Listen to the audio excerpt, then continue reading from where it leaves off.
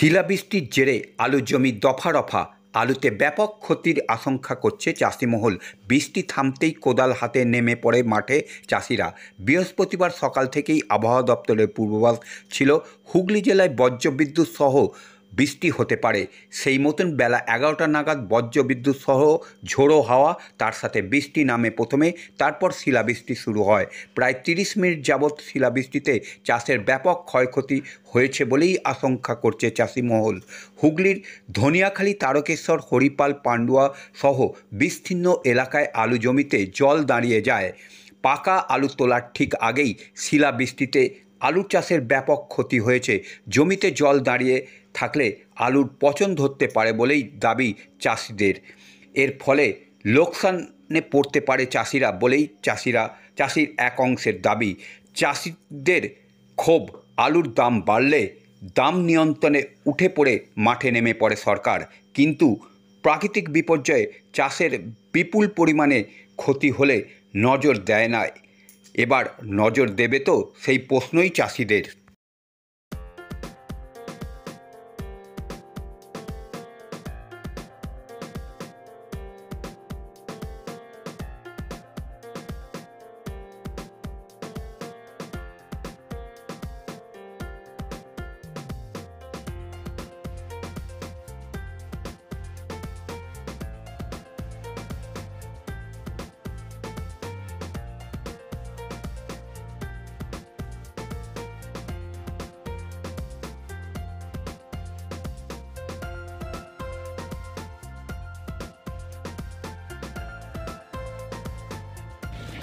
এখনো পর্যন্ত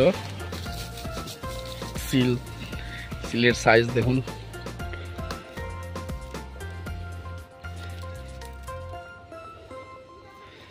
বড় বড় সিল।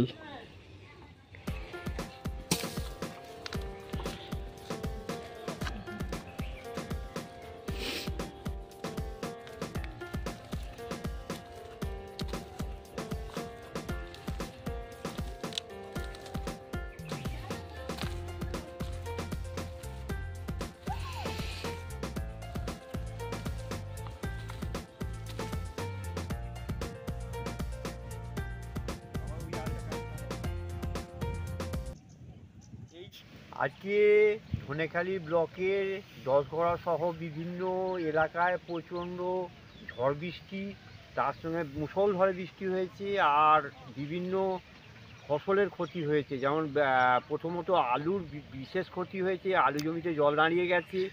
হ্যাঁ, চাষিরা নাজেহাল হচ্ছে, বিভিন্নভাবে জল কাটানোর চেষ্টা করছে, কেউ পারছে না কাটাতে। শিলাবৃষ্টি কি হয়েছে? শিলাবৃষ্টি হয়েছে, এখানে প্রচণ্ড পরিমাণে শিলাবৃষ্টি হয়েছে। এবার আপনার বিভিন্ন কাটরা আনাজের ক্ষতি হয়েছে।